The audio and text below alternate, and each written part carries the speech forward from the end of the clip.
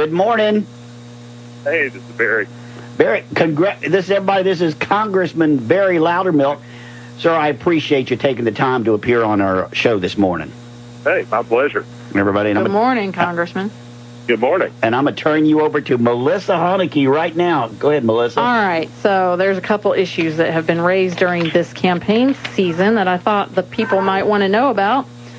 Your opponents have repeatedly attacked you, stating your first official vote was for John Boehner for Speaker. Can you please address that line of attack and explain the whole thing? Absolutely. And, it's one of those things that if you took the time to actually just research it a little bit, you would find out that actually my very first vote in Congress was against John Boehner. Happened in November. It's sort of like the elections we're going through right now. You have a primary election, then you have a general election. November, Republicans met to vote who our nominee for Speaker would be. And in that meeting, I voted against John Boehner. I was one of only two Georgians to do that. And, of course, that made the national media. It did. The press reported that, yeah. And so, and I just didn't do it blindly. I had already called John Boehner and set up a meeting, and I met with him in his office, and I sat across from him and told him I would be voting against him because I thought we needed new leadership. Now, what everyone keeps pointing out is on the floor when we the first day of Congress, actually before I was sworn in, you go through all your elections for Speaker is before you're sworn in, both in the primary and on the floor in your general election. Yeah. So before I was sworn in, we had our general election, and I voted for John Boehner on the floor, as did most of the conservatives, because we wanted to block any chance of Nancy Pelosi potentially winning a speakership. Now, explain that. Normally, bills have to have 218, a majority of the members. But for the Speaker, right. What's the difference? Yeah, if you're passing a bill, you have to have 218 votes. That's constitutional majority of 435 members of the House. However, when it comes to the Speaker vote and some other procedural type votes, it's the majority of the members present. Right. The New York delegation was not in session because they were all at a funeral. And so it actually changed the margin. And so it lowered that margin of what you needed to win. And Boehner ended up getting, I forget, it's like 207 votes, which was well over that margin. But just to tell you how volatile it was, Nancy Pelosi got almost 170. And so there's a group that was already organized as the Northeast, more liberal branch of the Republican Party. Is that the Tuesday morning group?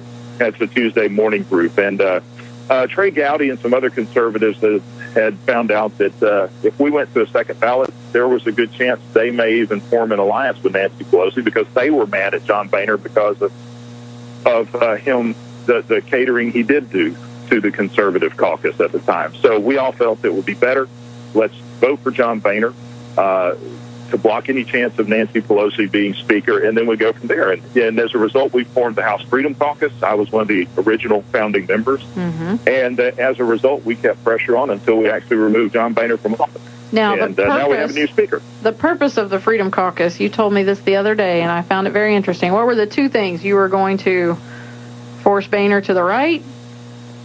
We were going to force leadership to bring us to the table, to start moving Congress in more of a conservative direction, which we felt the American people want. And we have a more conservative Congress than we've had in 50 years. By that I mean there are more constitutional conservatives in Congress than some have told me that they've seen in many, many years. And so, but we weren't having the influence that we needed. So, one, we wanted to coalesce together so we had a stronger voting bloc. That was one part of the Freedom Caucus, so we could actually move the agenda to the right, but that required us having a seat at the table. And if that didn't happen, then we would push for new leadership. And the rest what of the happened story? is they, well, at first the Speaker did bring us to the table, but it wasn't too long until that ended, and Boehner started, instead of coming to us, go straight to Nancy Pelosi, cut a deal with her, get the Northeast liberal Republicans to vote with them, and they were passing pretty much a Democrat agenda on key votes, not on everything. So that's when we set to work and we force new leadership. Today we have a new speaker and the House is going in a new direction. And that's exciting that you actually have the opportunity to get bills passed now.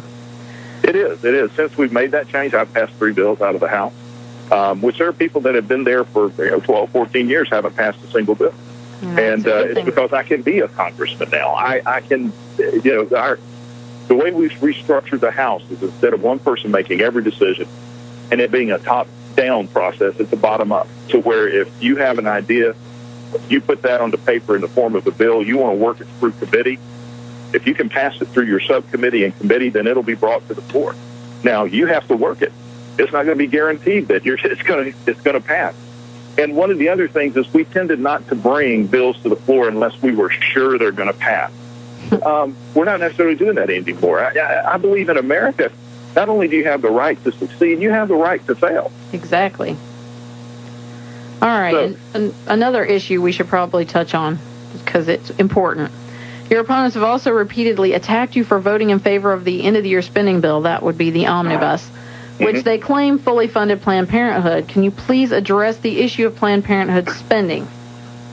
Well, that's another issue to where if they were actually telling you the truth, you would get the entire picture. And I don't know if these guys are, at first, were purposely trying to mislead the public because there was a lot of misinformation out there. But very early on, organizations such as National Right to Life wrote an article explaining why they didn't oppose the omnibus because, one, you cannot fully defund Planned Parenthood in a spending bill. It's impossible. The other reason is they actually had 5 key pro-life provisions in the omnibus. And so, first of all, let's look at Congressional Research Service, and I've shared this with all of my opponents during the campaigns to give them a chance to say, guys, you can't win if you're continually deceiving the voters. Just be honest. Let's stick to the issues. Let's talk about things that are important, but let's just be honest about them. So I pulled out the Congressional Research Service, which is a arm of the Library of Congress. It's nonpartisan. They do research and they do analysis of legislation. And I read their report regarding the omnibus, which said there is no direct appropriations for Planned Parenthood in the omnibus bill. It isn't there. You will not find Planned Parenthood in there. Now, will Planned Parenthood receive some federal funding? Possibly, or I would say probably. But there is no direct appropriations. Everything is retroactive. Now, first of all, consider 80% of Planned Parenthood funding is what's called in what we call the mandatory budget. It's the entitlement spending. Medicaid, Medicare, Social Security is all over there, but it's predominantly Medicaid reimbursement. Right. Now, each state has control because the states actually manage the Medicaid. The federal government provides matching funds, but the states manage Medicaid. And several state governments have already said they will not provide any Medicaid funding to Planned Parenthood. Now, the reason we couldn't address that is under current law, and we're working to change that. It's part of the change that we're making now. But under current law, we cannot, in an appropriations bill, touch anything that's in the mandatory budget. So 80% of what Planned Parenthood receives is in that mandatory budget. Right. Now, that's the not the omnibus. No, it is not. Now, the omnibus, that's what I was saying, by law, in the omnibus, you cannot address the mandatory budget at all. It's against the law currently, which is wrong. We're working to change that. But if you go back to, remember when Al Gore was running for president, they were going to put Social Security in a lockbox? Yeah. This is around that same era, is that we're going to prohibit Congress from touching any entitlement spending. And previous Congresses continued to roll more and more sacred cows over into that, so we cannot touch it. Now, the other part is where they're making the claim is we funded Title 10, which is the U.S. Code for Health and Human Services. There are block grants available for communities with low-income families, so organizations that provide health care service to low-income families can actually competitively apply for these block grants. And so Planned Parenthood does compete for these grants. So there is a pathway that they could receive funding. But in some states, they can't do that.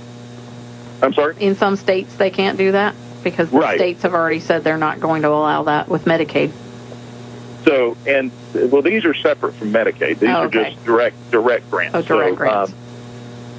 But because it was impossible to totally block that money going down through an omnibus bill. Now, I'd already co-sponsored legislation to totally defund all Planned Parenthood. In general legislation, we can do that. We had passed, I made 11 pro-life votes. That's why I have a 100% rating with National Right to Life, and they've endorsed my campaign. Now, they wouldn't endorse you if they thought you weren't pro-life enough, correct? No, that's right. Absolutely not. And in fact, Georgia Life Alliance, the CEO or executive director of Georgia Life Alliance, wrote an article, I think came out yesterday, explaining all this. I've got it right here. Is that it's impossible to fully defund or fully fund Planned Parenthood in that omnibus bill, which, again, the opponents, once they knew this, they're continuing to perpetuate that misinformation. Now, because we knew there was a chance that Planned Parenthood could receive some funding, we wanted to address what is what I feel is the true nature of the problem, which is the actual abortions they're performing. So we put into the omnibus a ban on any federal funds being used for abortion. And Obama signed that. And it's signed, it is law that no federal funds can be used for abortion, not domestically or foreign aid. Oh, good. I didn't know about the foreign part, so that's really good news.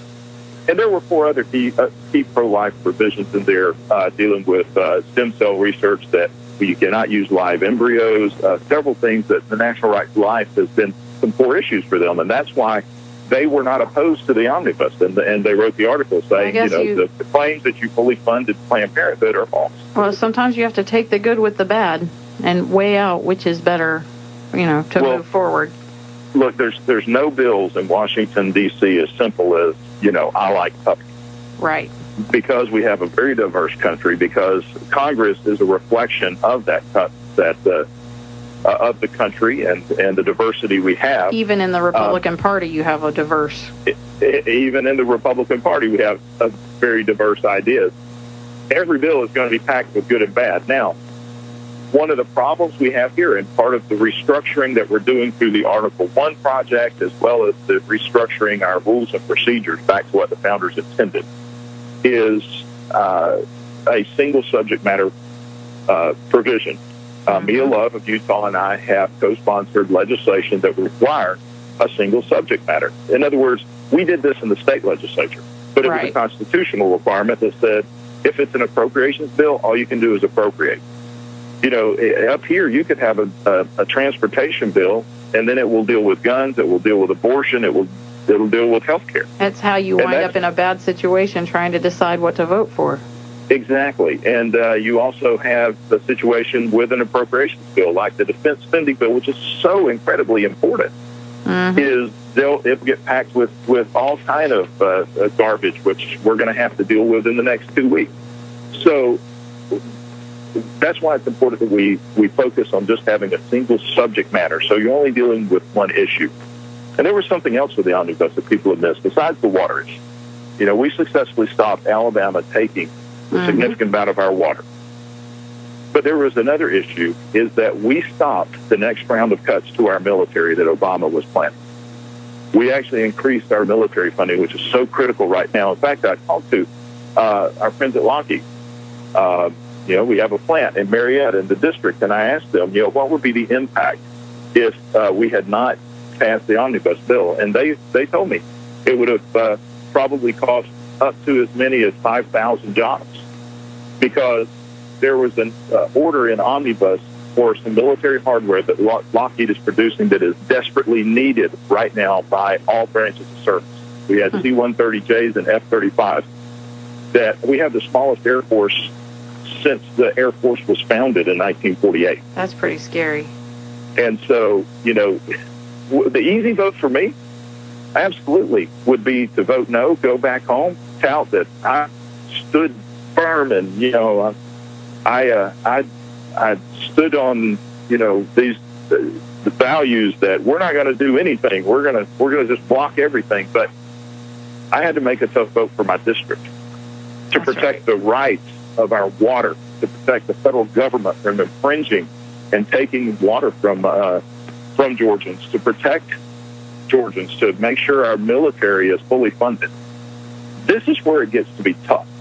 It's easy to come up here and just vote no, no, no. But see, I want to turn the nation around. I want to reform this nation. And the only way you can do that is actually not being a congressman of opposition, but being one of proposition. You have to coming up with the ideas. You have to know what you're for, not just what you're against. Exactly. Very well said. I've heard you say it many times. That's where I got it. So it's good stuff. Well, we appreciate you calling in. I'm sure you have a lot of things to do. You guys are in session this week?